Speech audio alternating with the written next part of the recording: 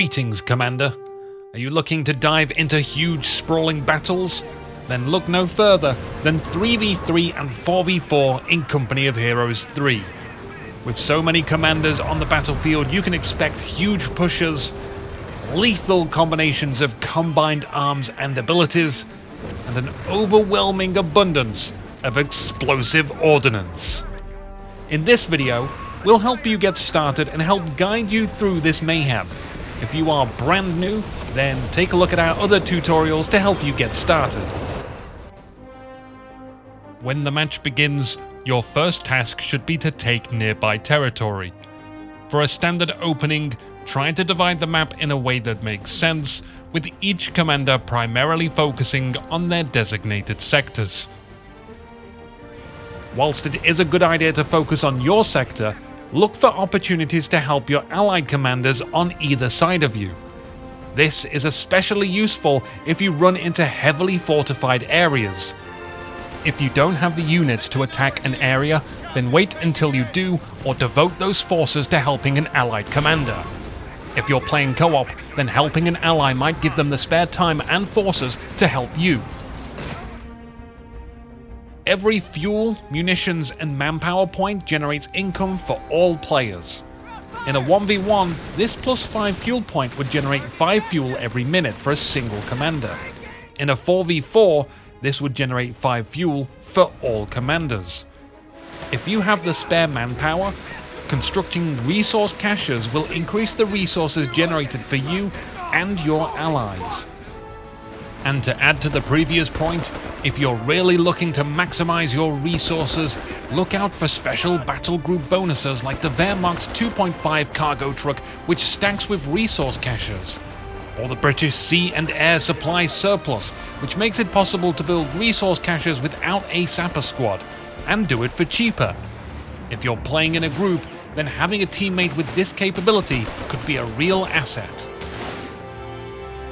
3v3 and 4v4 maps are the biggest maps in Company of Heroes, which means it takes infantry longer to return to base from a retreat command, or arrive back at the front lines after reinforcing.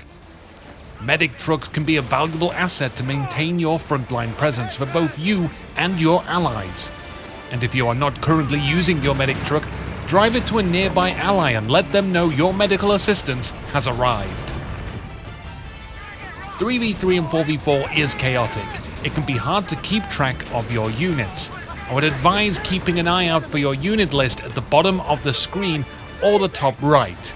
You can decide where you would prefer this by adjusting it in the global unit control positions in your settings.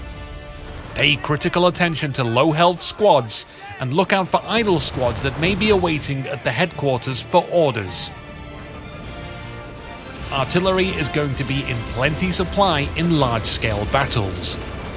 On-map artillery constructed by engineer-type units will be extremely valuable as it can fire without spending munitions. However, it can be destroyed.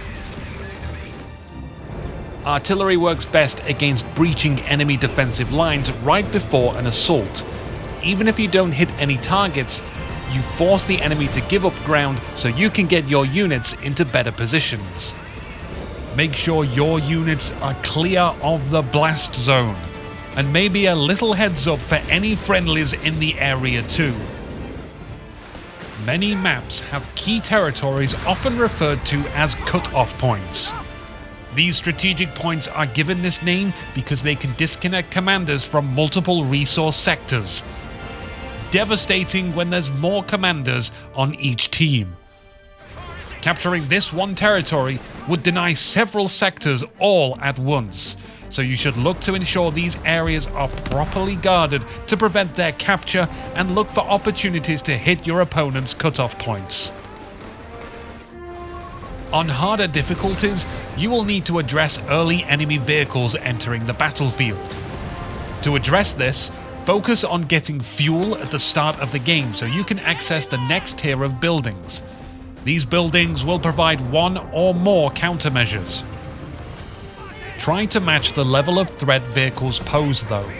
Don't overinvest in anti-tank if you don't need it. if you are looking for units which work well against both infantry and tanks, then the Sherman, Crusader 2 and 3, Panzer 3 and Panzer 4 can provide that and make excellent supporting units to your infantry. And lastly, remember to have fun out there, Commander, and don't forget to show respect to both your allies and your enemies. Now why not share some tips in the comments? Visit community.companyofheroes.com to join the co-development and provide feedback directly to Relic. Good luck on the battlefield, Commander. Anuki, out.